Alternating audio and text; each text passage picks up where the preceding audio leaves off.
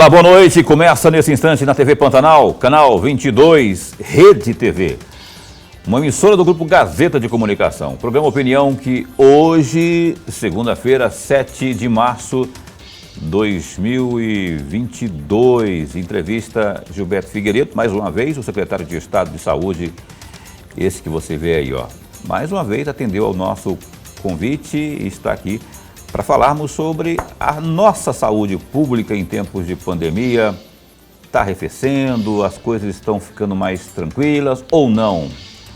Tem assuntos muito importantes a serem abordados nesta noite aqui no programa Opinião. Tem novidade, tem uma grande e importante novidade referente às máscaras, enfim, o uso de máscaras, não é? Enfim, o Opinião vai abordar esses e outros tantos assuntos aqui com você, evidentemente, nosso telespectador, comigo e com Lorenberg Alves, a quem eu cumprimento nesse instante. Meu caríssimo professor, boa noite. Boa noite, Paulo Coelho, e um grande abraço, mas um grande abraço mesmo a todos os nossos telespectadores, a razão maior do nosso programa. Verdade, eu agradeço a você que acompanha a Opinião pela internet em qualquer canto do mundo, pelo www.gazetadigital.com.br ou pelo próprio Facebook, na página do Facebook da TV Pantanal, também ali ao vivo, a transmissão do programa Opinião. Até rimou aí para o seu coração. E aqui o Gilbertão, o Gilberto Figueiredo, que é o nosso secretário de Saúde. Mais uma vez agradeço pelo carinho, né, de estar aqui conosco. Sempre eu gosto porque eu faço questão de frisar isso quando há esse comprometimento de trazer aqui informações, que isso aqui nada mais é do que uma prestação de contas, ainda mais uma pasta tão importante como esta. Gilberto, boa noite. Máscaras, esse é o assunto do momento, porque esse é o assunto que estará contido na publicação que sairá no dia de amanhã, referente ao uso de máscaras no estado de Mato Grosso. O que constará desse texto e o que define, e, enfim, gostaria que você já fizesse uma geralzona aí sobre esse decreto do governo. Boa noite. Boa noite, Paulo, boa noite, professor Lorenberg e todos aqueles que, com muito prazer, nos acompanham aqui no programa Opinião. É correto afirmar, sim, que o governo do estado fez uma avaliação nessa tarde, com os novos indicadores no nosso boletim epidemiológico, que possibilitou, né, foi uma decisão tomada junto ao governo, de tornar sem efeito o decreto que vigorava, o decreto que foi institucionalizado para obrigatoriedade do uso de máscara.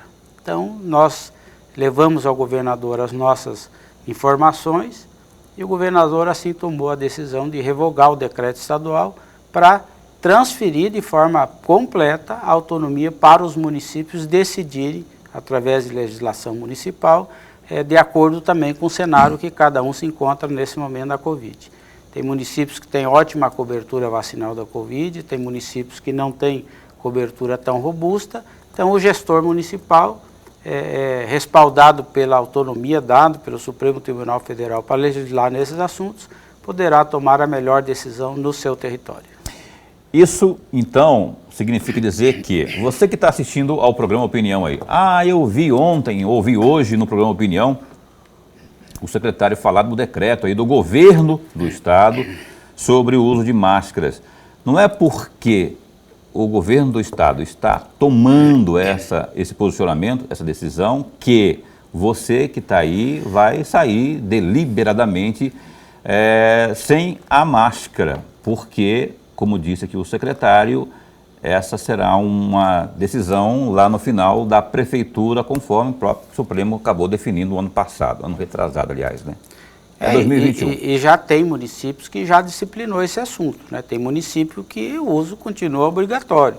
Tem município que definiu o uso obrigatório apenas em ambientes fechados.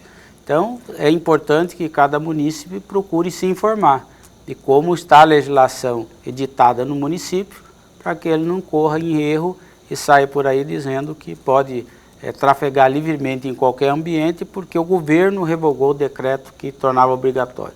A autonomia agora é dos prefeitos e cada um pode tomar a decisão que achar melhor à luz dos dados, das informações técnicas que tem sobre o seu poder a respeito da pandemia. E essas informações estão todos os dias ensejadas nos nossos boletins oficiais que são publicados. Lorenberg.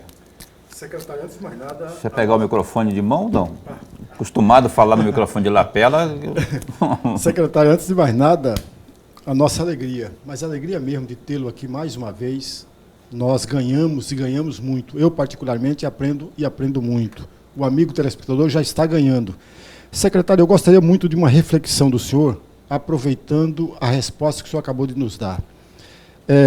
Muitas pessoas podem pensar que deixou de ter pandemia.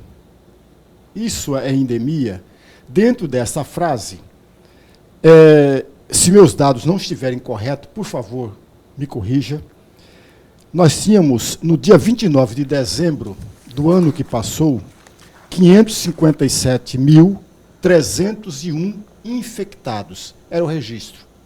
Hoje, no boletim de hoje, são 713.280 infectados. Isso significa dizer que, nesse período, do dia 29 até hoje, são 155.979 novos infectados ou reinfectados. No mesmo período, secretário, no dia 29 de dezembro do ano passado, 14.052, 2 pessoas morreram de Covid. Hoje, somados já os 19 que foram registrados hoje, 14.778 mortes por Covid. Portanto, 726 pessoas morreram de Covid do dia 29 de dezembro até hoje. E eu volto com a primeira pergunta anterior, secretário. A pandemia deixou de ser pandemia e agora nós estamos na endemia? É isso? Não, não necessariamente, né? A pandemia é porque é um evento mundial, né, que envolve mais de um continente e que ainda continua vigente no mundo, né? A epidemia se nós estivéssemos num ambiente mais restrito, né, em apenas um estado ou apenas em um país. Então, o status de pandemia ele não muda com essas decisões que estão sendo tomadas de flexibilização. É importante frisar para a população que o fato de revogar uma portaria dessa natureza não significa um sinal que a pandemia acabou, né? O que nós estamos fazendo nesse momento é para tirar esse desconforto, já que tem vários municípios tomando decisões isoladas. E é de responsabilidade do município, e tem o poder, os prefeitos, de tomar essa decisão. Então, para não criar uma confusão na cabeça do cidadão, né, porque as pessoas se locomovem pelo Estado, é deixar que os prefeitos tomem essas decisões à luz dos dados que tem no momento. Tem município que tem praticamente alguns dias que não tem nenhum óbito, que não tem registro de novos casos.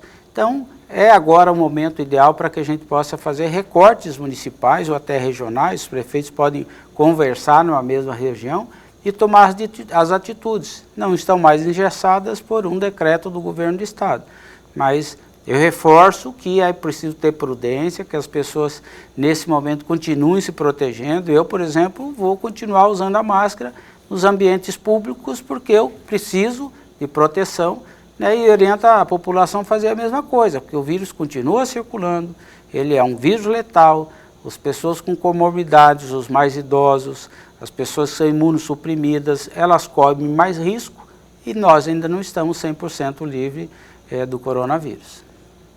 Então, assim, eu vou ainda nessa mesma pegada dar uma esmiuçada nesse assunto aí. Então, se o governo está tomando uma decisão, essa decisão, ela tem, por exemplo, ela tem validade de lei, de lei no âmbito, por exemplo, do funcionalismo público.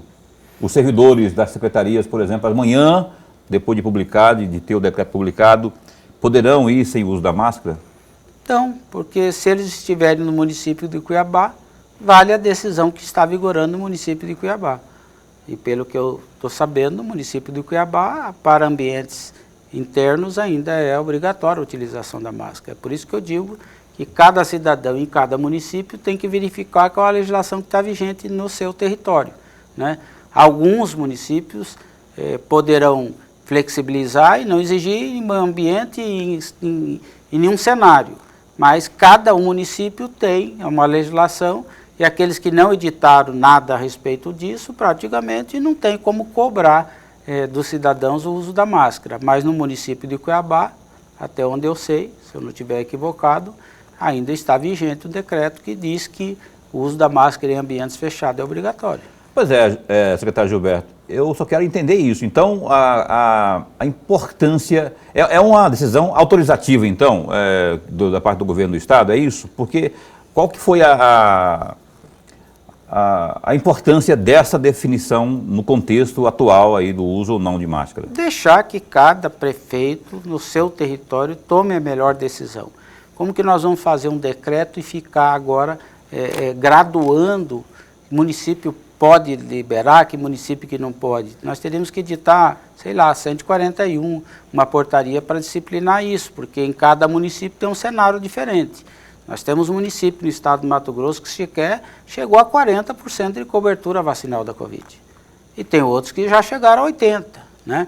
Então, em cada município tem um comitê estratégico sobre esse assunto, tem Conselho Municipal de Saúde e tem secretário e tem gestor para tomar decisões desse tipo. Então, para não criar dificuldade, né, e ensejar que cada um comece a tomar uma decisão que acaba indo por terra, uma decisão estadual, né, além do fato que a gente nota um relaxamento por parte da população, que poucas pessoas estão efetivamente cumprindo o que a legislação assim determina.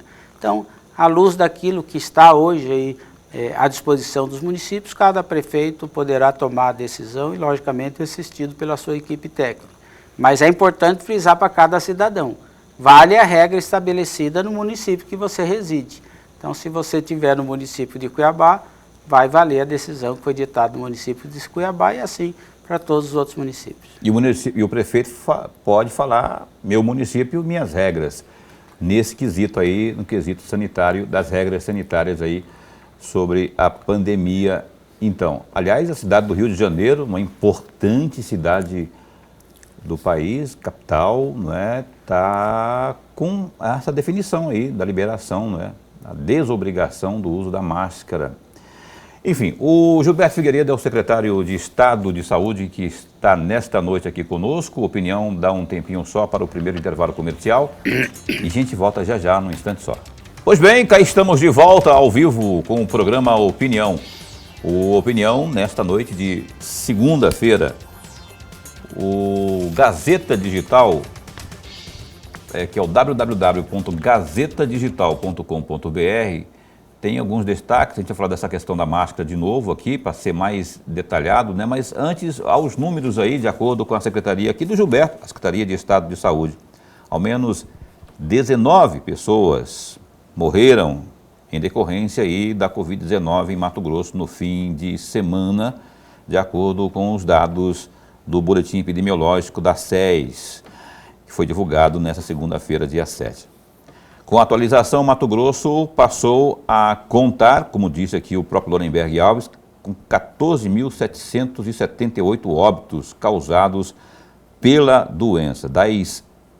Dos 713.280 casos confirmados da Covid-19 em Mato Grosso, 4.418 estão em isolamento domiciliar e 693.389 estão já recuperados. Entre os casos confirmados, suspeitos e descartados para a Covid-19, há 86 internações em UTIs públicas e 63 em enfermarias públicas. Isto é, a taxa de ocupação está em 31,62% para UTIs adulto e 14% para enfermarias adulto.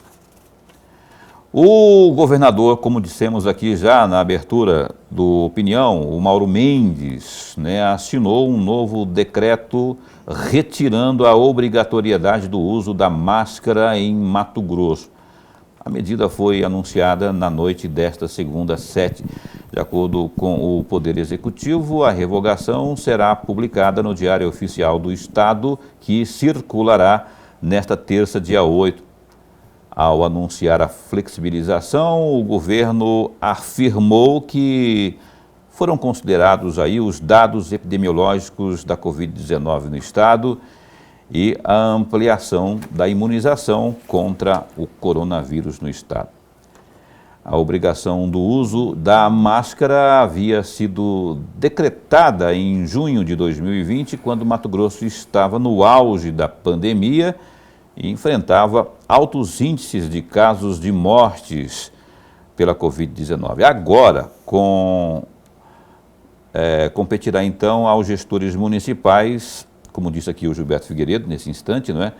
A decisão sobre a obrigatoriedade do uso de máscaras de proteção individual em espaços públicos e privados, tendo como base as circunstâncias sanitárias locais.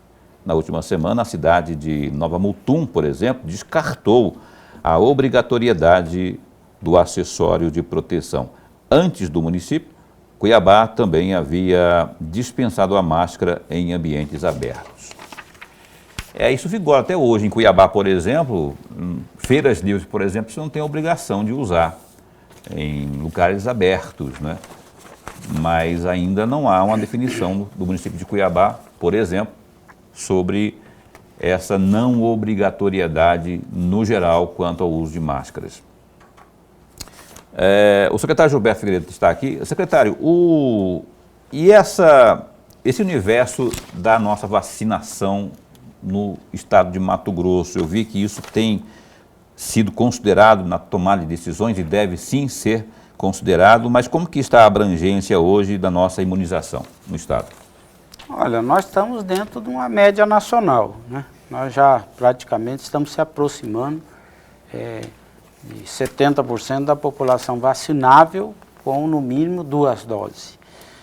Nós encontramos algumas dificuldades ainda, né, na vacinação infantil, né? Infelizmente há uma corrente forte aí fazendo um esforço grande para contribuir para a baixa performance. Isso é uma evidência nacional, não exclusiva do Mato Grosso. Mas como aqui nós já tínhamos, desde o início da vacinação, uma performance que não era tão robusta, né, por força do negacionismo, por força de uma série de ações que são executadas afugentando a população da vacina. Isso também aconteceu na população infantil. Que pese nós temos vacina disponível para vacinar toda a população vacinável, aí eu estou falando da população a partir dos 5 anos, nós ainda verificamos que temos um caminho longo a percorrer, de convencimento, de mostrar evidências que a vacina protege, a vacina salva, e aqueles que são acometidos ainda pela doença, eles chegam, poucos chegam em estado crítico.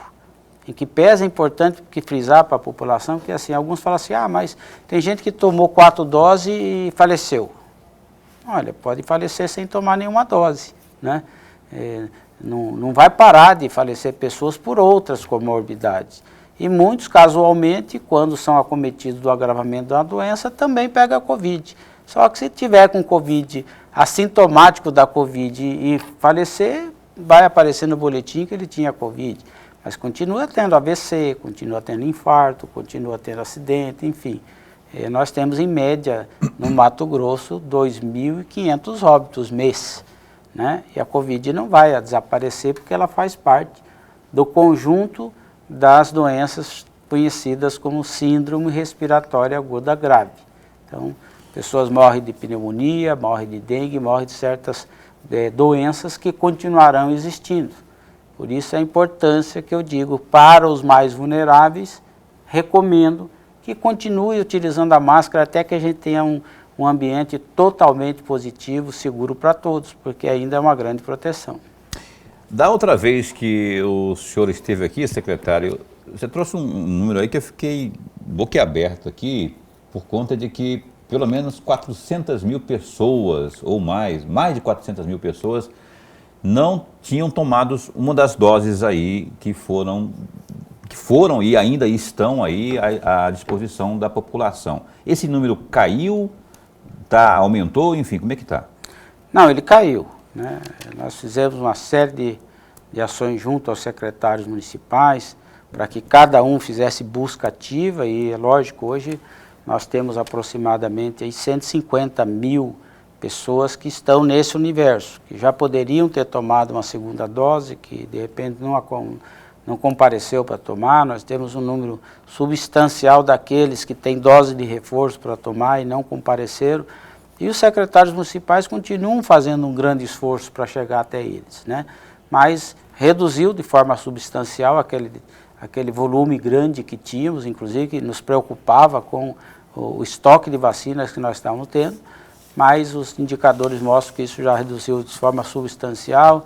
E para você, meu colega, amigo secretário, minha amiga secretária de saúde, peço que não se acomode, né? Continue fazendo ação proativa, de busca ativa das pessoas para vacinar, porque ainda é a melhor solução de proteção que nós temos no momento. Dorimberg. Secretário, eu gostaria muito de ouvir um comentário do senhor a respeito do programa Mais Mato Grosso, cirurgias. Olha, é o mais robusto programa lançado na história do Mato Grosso, né? O governo de Mato Grosso, o governador Mauro Mendes, destinou 105 milhões para essa ação, que não é 105 milhões para gastar nos hospitais administrados pelo governo do estado. São 105 milhões colocados à disposição para que as prefeituras possam contratar serviços na rede privada, filantrópica ou até mesmo nos seus hospitais, que possam reduzir de forma substancial a fila de pessoas que aguardam uma cirurgia letiva. E soma-se esse esforço, todo o esforço que é feito nos nossos hospitais regionais. Esse programa ele foi lançado no ano passado. No final do ano, nós aprovamos mais de 60 propostas encaminhadas pelos municípios, e o que dava mais de 40 milhões já dos 105 milhões. Recentemente aprovamos mais um volume substancial de propostas que foram analisadas e apresentadas. Já são mais de 60 propostas aprovadas pelo governo do estado.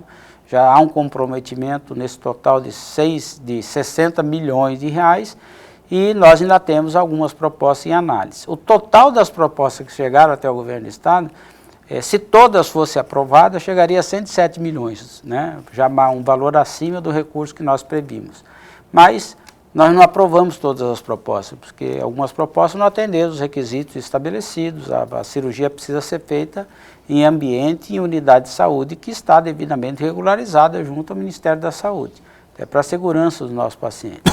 E começam agora os municípios a executar. O governo do estado passou antecipadamente 30% do valor de cada proposta, até para que o município sentisse segurança, né? Que vai receber, vai ter adimplência o programa, e já existe um grande número de cirurgias sendo realizadas no estado.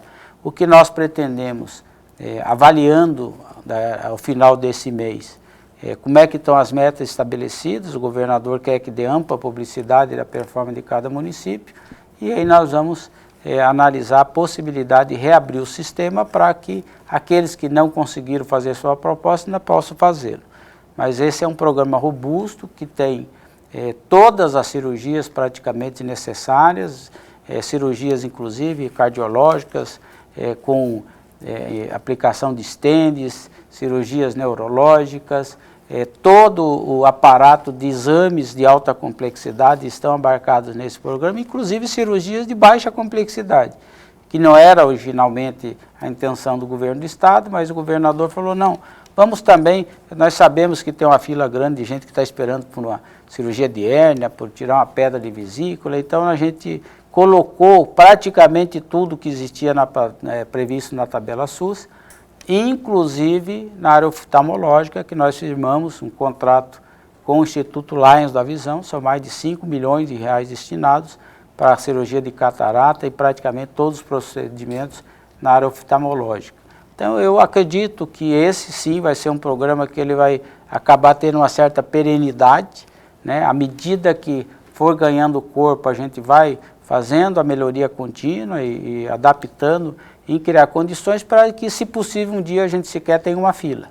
Mas, num momento de pandemia, isso ainda é muito difícil, ainda existe muita dificuldade em algumas unidades de saúde para conviver com a Covid e com outras doenças. A própria população, muitos estão temerosos de ir para o hospital fazer cirurgia, mas ele já pode ser considerado um programa de sucesso desse governo. Ô, secretário Gilberto, eu vou aqui tocar nesse assunto que nós estamos aqui saindo do mês de carnaval, né? Foi fevereiro, mas não teve carnaval em fevereiro. Houve algumas localidades que o carnaval foi realmente realizado. Se não aqui, mas fora, e muitos daqui foram para fora. E aqui, rapaz, tem uma discussão que vira e mexe, ela vem à tona e aí nós estamos sempre ou noticiando ou debatendo, não é? Que é ter ou não ter eventos, sejam eles carnaval, baile funk, sertanejo, enfim. Eu gostaria que você fizesse uma avaliação nua e crua sobre isso, porque eu sei que teve um show ali que era para ser na Arena Pantanal, acabou não sendo, né? Mas suscitou muita discussão, vai ter, não vai ter. E isso dividiu opiniões, pelo que a gente levantou de informação, no próprio governo, né? Uns concordavam, outros discordavam. Aliás, um dos que eu lembro que discordava era justamente o senhor. Só que agora houve carnaval em algumas localidades, houve, se não essa, mas outras festas de muita aglomeração, houve futebol na Arena Pantanal, não é? E, enfim, a aglomeração estava lá. E continua acontecendo por meio de promoção ou cotidianamente também acontece, como nos ônibus, por exemplo. Mas sobre os eventos propriamente, qual que é o seu posicionamento, Gilberto Figueiredo, como secretário de Estado? Nós temos que aprender a conviver com a presença desse novo vírus. Assim como existe o vírus da influenza e outros que nós todos os anos precisamos nos proteger através de vacina. Nós temos que criar um novo ritmo, voltar a um novo normal, convivendo com isso. Então, a minha orientação não é que haja proibição de realizar evento. Olha, nós tivemos um grande teste recentemente com um evento futebolístico que teve na Arena Pantanal, aproximadamente 30 mil pessoas. E, passado o período de evidências que esse evento poderia ter um crescimento substancial do número de casos, isso não ocorreu. Nós continuamos com uma curva descendente de casos, mesmo com a realização desse evento.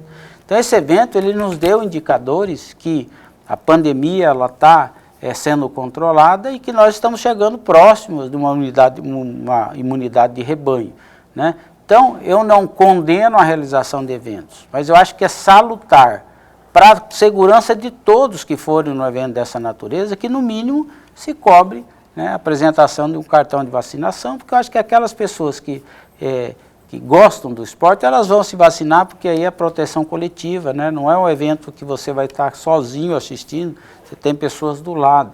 Então eu não fico de forma exagerada condenando eventos dessa natureza. Sempre vou defender e vou sugerir que se adote as medidas sanitárias que são todas orientadas desde o início dessa pandemia, para proteção da maioria da população.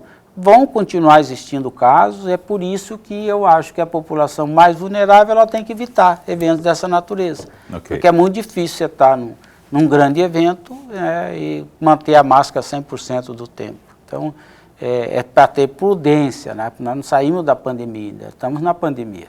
E vamos torcer para que nós continuemos tendo esses indicadores decrescentes, tal como a taxa de ocupação de leite de UTI. O Gilberto Figueiredo traz uma notícia, que eu ia até perguntar isso, mas de forma mais enfática, não é? Traz uma informação que eu fico até mais aliviado, porque ele fala assim, acabou de dizer, lembra do evento que teve na Arena, Flamengo e Atlético Mineiro, né? Onde infelizmente o Flamengo perdeu. Muita gente, 30 mil pessoas, não é? Ele está dizendo assim que um teste já foi feito, assim, em termos de tempo, né? Que depois disso, um determinado tempo passou, que comumente, se tivesse que acontecer algo mais grave, ou seja, proliferação, teria ocorrido. E nós passamos no teste, então os números continuaram caindo. Exatamente. Então, tanto é que hoje nós temos 30 e poucos % de taxa de ocupação dos leitos de UTI, né? Isso é um indicador que mostra uma queda substancial na hospitalização, acompanhado de uma queda substancial do número de casos. E quando há uma aglomeração, um volume bastante grande, a tendência aí na próxima semana seria de aumentar o número de casos. Não foi o que ocorreu pela realização desse evento. Então, nós temos que pensar que durante uma pandemia existem setores que precisam funcionar também. né? Senão vai quebrar meio mundo. As pessoas precisam trabalhar, a gente precisa cuidar disso. O que nós precisamos é calibrar e fazer isso com prudência e com segurança para a proteção de todos. Calibre, então, a próxima pergunta aí, Lorenberg. Mas ainda pegando carona, sempre pegando carona com essa resposta, secretário, veja, se nós passamos no teste na arena, seria hora e o momento de copiarmos o que o Rio de Janeiro quer fazer, liberar a máscara, inclusive em locais fechados. É o caso do Mato Grosso fazer isso, ou o senhor acha que ainda devemos ser prudentes, embora tenhamos sido aprovados na Arena Pantanal? De forma geral, ampla e restrita, eu acho que não, né? O Rio de Janeiro se trata de um único município. Nós estamos falando, eu falo enquanto estado que tem 141 municípios. Então eu acho que seria uma imprudência um município que hoje tem baixa cobertura vacinal, que tem um número de casos robusto e é fácil identificar isso no nosso boletim, que o gestor municipal flexibilize tudo. Em município que sequer tem um leito de UTI, né? Então é por isso que é preciso analisar e não tomar uma decisão nesse momento com certa imprudência, para que haja um desconforto de curto prazo, e aí tem que voltar a aplicar a pena máxima, que eu diria, que seria todo mundo obrigatoriamente ter que usar máscara. Eu acho que assim, o Rio de Janeiro é uma situação, Mato Grosso é outra situação, enfim, cada um tem que analisar à luz dos indicadores que tem. Aqui no Mato Grosso, nós não vamos, porque tem leito de UCI sobrando nesse momento, nós vamos incentivar que as pessoas não utilizem a máscara. Eu acho que para aqueles que podem, para aqueles que querem mais segurança, ainda é conveniente a utilização do uso da máscara. E parece-me que a máscara se transformou num componente que é solução para tudo ou é a piora para tudo. E não é bem assim, né? A pandemia tem uma série de outras maneiras de infectar as pessoas aí, que não necessariamente só aqueles que estão sem máscara. Ok, o Lorenberg vai fazer a próxima pergunta aqui. Como é que está meu tempo aí, Caroline? Que eu não estou te escutando aqui, querida, no ponto. Você quer chamar um intervalo? É porque ela falou comigo e eu não ouvi. Então a chiadeira é só esse ponto aqui, viu? Lorenberg, você faz depois do intervalo? Pode ser? Pode do intervalo comercial, a gente vem falando de muita coisa, vamos correr porque tem que falar de política. O Gilberto Figueiredo, agora dia 31 tá, ó, zarpando do governo, porque ele vai disputar uma vaga lá na Assembleia de deputado estadual. Era deputado estadual, de repente subiu para a cabeça, sei lá, de repente quer ser senador da República, eu não sei. Então a gente vai saber daqui a pouco quais são as pretensões do Gilberto Figueiredo também nesse pleito eleitoral de 2022, tá certo? E outros assuntos mais aí, tem que falar do Hospital Central, lembra de 30 anos parado. Parece que o negócio está fervendo por lá. Daqui a pouco com o secretário Gilberto Figueiredo. Pois bem, a gente retoma aqui a entrevista ao vivo nesta noite com o secretário de Estado de Saúde, Gilberto Figueiredo.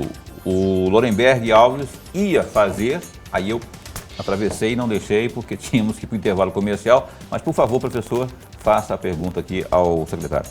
Secretário, eu ia fazer uma outra pergunta, mas nós estamos no terceiro bloco. Tem, de acordo com a Gazeta Digital, do dia 19 de novembro do ano passado, o senhor teria dito o seguinte, entre aspas, muito provavelmente estarei no partido do governador. Faço parte do grupo do governador. Estou estimulado pelo governo do Estado a uma candidatura.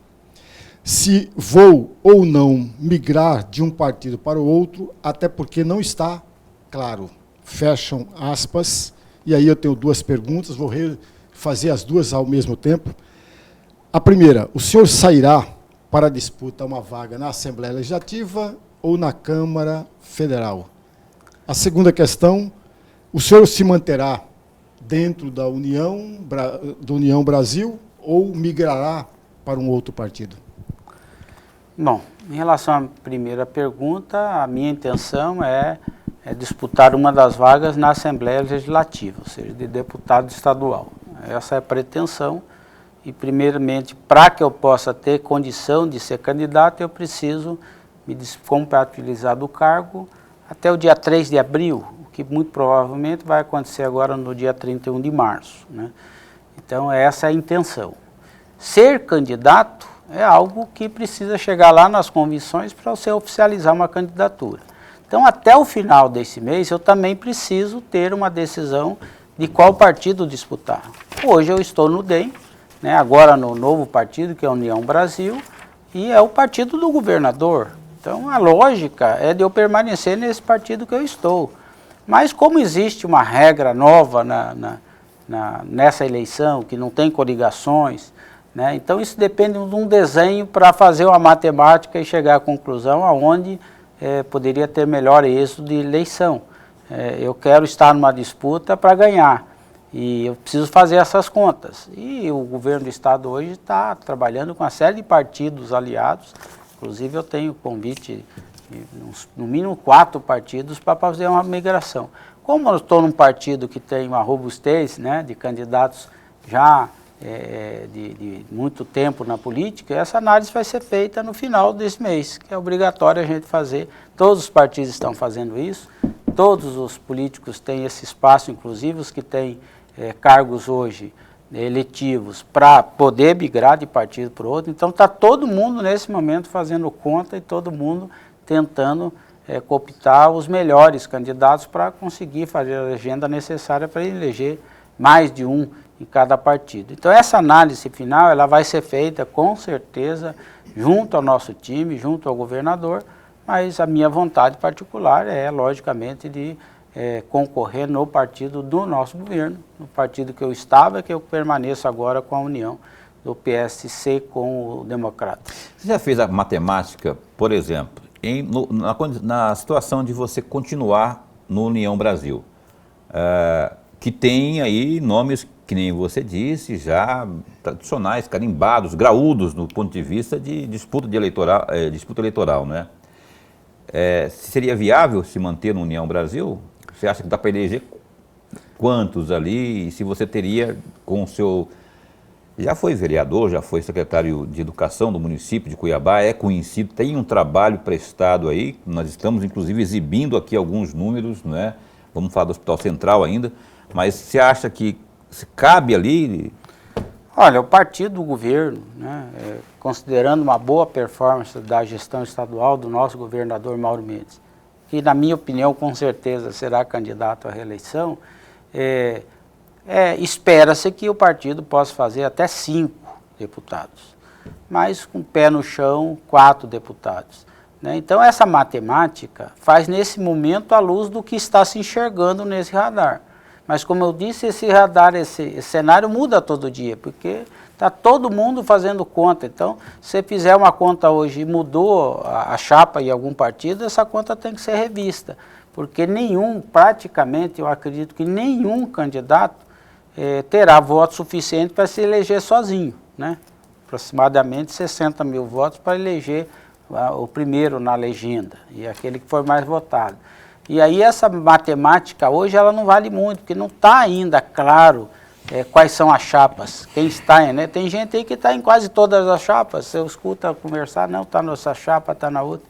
Então, eu acho que essa decisão aí, para fazer uma prospecção melhor, ela vai estar muito próxima aí do último dia de filiação, para que se faça essa matemática. E em alguns casos, inclusive, vai ter que arriscar, né? Não tem, se fosse fácil você determinar isso, como você disse, eu já exerci vários cargos, tal, mas o voto está na cabeça da população e você precisa fazer essa informação chegar a toda a população. E hoje a campanha, efetivamente, é uma campanha de 45 dias, então é pouco tempo para isso. E eu vou fazer todo o meu esforço na pré-campanha e na campanha para que eu consiga ser lembrado. Mas é muito difícil hoje estabelecer qual o número de votos necessário, né, para ser eleito, porque acredito que nessa eleição, dependendo do partido, você pode ter necessidade de ter mais votos e outro ter menos. Mas as estimativas, elas são que com certeza será uma das eleições mais difíceis, porque não existe coligação. Então os partidos têm que conseguir montar uma chapa que seja robusta, que os candidatos todos estejam mais ou menos nivelados para ter uma boa performance. Para estadual, para federal, que eu sei que são 180 mil, não é, Mais ou menos 180 mil. Agora, para estadual, eu não sei qual seria o coeficiente Mas é dentro daquela média que o secretário já falou, de 60 mil, 60 mil, né? E poucos. Ou seja, o DEM, o União Brasil, o que seja, né, teria que ter aí uma musculatura aí de 300 mil para lá, para eleger os 4 que ele falou, com certeza mais um, que seria o raio de perspectiva do União Brasil. Mas, enfim. Mas, secretário, já que o senhor está fazendo as contas, e provavelmente deve estar fazendo as contas mesmo, é uma provocação, não seria mais fácil sair para uma candidatura a deputado federal, uma vez que, para deputado federal, parece-me que União Brasil não tem tantos nomes assim, uma vez que precisa de 9 candidatos, porque agora é 8 mais 1, são 9 candidatos. Houve até uma conversa de buscar a Gisela, pedir para a Gisela vir migrar para a União Brasil, talvez em razão exatamente da falta de nomes para compor a chapa. E aí a minha provocação. Essa conta também do que o senhor está fazendo passa por aí ou não? Olha, eu represento um grupo, né? A gente não tem que omitir isso. Faço parte de um grupo que acompanha o governador Mauro Mendes desde quando ele era presidente da Federação das Indústrias. Tal como eu, existem aqueles que estão junto com ele há mais tempo. E nesse grupo a opção foi de escolha para que nós tivéssemos desse grupo o candidato a deputado federal, que é o ex-deputado federal Fábio Garcia, que hoje é suplente de Sergador. Então eu acho que ele tem aí uma envergadura política para pleitear essa vaga muito mais do que eu, né? Essa análise, se ela fosse uma análise de conjuntura em que o partido pudesse chegar até a performance de eleger 2 deputados federais, poderia até pensar nesse aspecto. Mas essa é uma decisão que vai se desdobrar aí ao longo dos próximos dias, porque nesse momento está todo mundo quer candidatos com potencial de voto. E o sonho de consumo é lógico, né? Eleger mais de um. Mas eu acredito que nesse cargo de deputado federal, acho que vai acabar dividido bem. Não sei se teremos algum partido que vai conseguir eleger 2. Mas o senhor não é o primeiro que fala isso, né? Todos os dias eu estou sendo interpelado para as pessoas que estão próximas de mim e falam, olha, eu acho que você tem uma condição nesse momento para lograr êxito numa campanha de deputado federal, melhor até que de estadual, porque a de estadual ela vai ser uma disputa bastante acirrada. Eu sou caseiro, né? Quando eu falo que eu vou me colocar à disposição para ser candidato a deputado estadual, porque eu quero ficar aqui no estado, quero estar perto da família, e Brasília é um desconforto, toda semana sobe e desce, sobe e desce. Então, mas se eu for convocado pelo partido, assim como eu estou sendo convocado para essa candidatura, eu vou pensar com carinho, e aí nós somos um grupo, que o grupo decidir, nós vamos seguir. Tá certo. Eu quero abordar a questão do Hospital Central, porque é algo que deixou muito mato-grossense, muita gente por muitos anos, mais de 30 anos, indignada. Só que agora eu passo por lá sempre, porque eu volto, né, e tal, e vejo também as notícias saindo, vejo o governo falando, já parece que tem 25%, quase 30% da obra encaminhada. Parece que agora o negócio vai virar. Fala como é que está lá agora a questão do Hospital Central, caríssimo secretário. Já ultrapassamos 30% de realização da obra. Essa é uma obra que não pode ser só discurso, né? Ela está aqui, fácil para qualquer um, todo mundo que vai para o centro político administrativo para passar do lado e acompanhando a evolução da obra. Essa talvez seja a obra mais emblemática e importante dessa gestão do governador Mauro Mendes. Portanto, ali a gente não acomoda, não. A cobrança com a construtora é efetiva, ela está muito próxima da secretaria, eu estou com frequência, né? Eu criei uma sala lá no CRIDAC que está do lado, é uma sala minha que está lá, porque eu vou e debruço com a equipe discutindo, porque todo projeto, às vezes, você tem que fazer alguma adequação, alguma melhoria. Então, esse hospital, nós não temos dúvida nenhuma, que não vai sofrer solução de continuidade nenhuma, vai chegar ao seu final. Na gestão do governador Mauro Mendes, vai ser um dos melhores hospitais do Brasil. E os hospitais, todos os outros que nós idealizamos, nós já realizamos projetos, já conseguimos áreas, já lançamos a licitação, já foi aberta a etapa que é de habilitação de empresa, o de Juína já foi inclusive aberta a proposta de preço. Então agora nós estamos naquele trâmite burocrático, é dentro dos prazos, né? Faz avaliação, habilita, desabilita, tem que abrir prazo para recurso, ou seja, cumprindo a burocracia que existe no país para isso. Mas nós estamos fazendo força para que, no máximo até o final do mês que vem, todos os contratos sejam assinados e iniciemos as obras aí de construção de mais 4 hospitais regionais, né? Confresa, que é o Hospital do Araguaia, Tangará da Serra, Juína e Alta Floresta.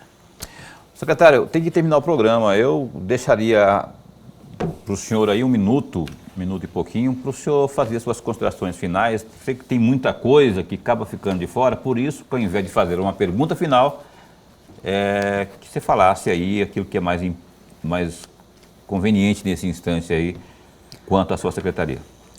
Olha, sempre que tem uma oportunidade dessa, eu tenho que ocupá-la para agradecer. Agradecer a você que tem tido paciência, né? Porque é uma população que aguarda mais de 34 anos para se finalizar um hospital, é uma população que foi muito paciente ao longo desses anos. O que nós nos empenhamos na Secretaria de Estado não foi para buscar soluções milagrosas do dia para a noite, foi para desenhar programas estruturantes que vão levar a saúde do Estado de Mato Grosso a um melhor nível, não tenho dúvida nenhuma, né? Construção de 6 novos hospitais, iniciar pelo menos a construção, e tenho certeza que o governador vai entregar, reformar todas as unidades de saúde, deixando elas como se construídas hoje fossem, os escritórios de saúde, a sede da secretaria, todas as nossas unidades especializadas, enfim. O volume de recursos que está sendo destinado para isso é algo jamais visto na história do Mato Grosso. E eu tive o prazer, estou falando que tive o prazer, porque praticamente eu já estou chegando próximo a me despedir dessa função. E para aqueles céticos que apostavam que eu não teria resistência para aguentar nem 3 meses do cargo, eles vão ter que me engolir. Porque eu, dos últimos 20 anos, eu sou o secretário que ficou mais resistente na pasta, sem envergonhar a minha população, sem envergonhar os meus colegas de trabalho, sem envergonhar e macular a imagem desse governo, porque não tive envolvido em nenhum caso de corrupção, não tive nenhum pedido de afastamento, e agradeço a Deus pela oportunidade que eu tive de prestar esse relevante serviço ao Estado de Mato Grosso. Muito obrigado e uma boa noite a todos. Essa é a versão Zagalo do Gilberto Figueiredo, né?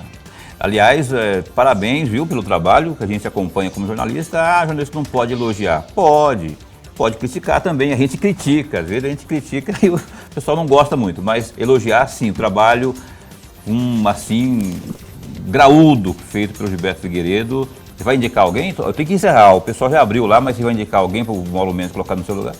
Ah, eu já indiquei para ele uma meia Mas quem dúzia. que é, primeira mão? Em primeira mão eu vou informar que até o final desse mês o governador Mauro Mendes vai anunciar os substitutos. Obrigado, viu? Abraço a Aninha, a Ana também, assessora de comunicação. Um abraço também, obrigado pela força e até amanhã. Até amanhã. Dia Internacional da Mulher. A desembargadora Maria Helena Póvoas, ao vivo, será a nossa entrevistada aqui no Opinião de amanhã, Dia da Mulher. Até lá, fica bem, fica com Deus também.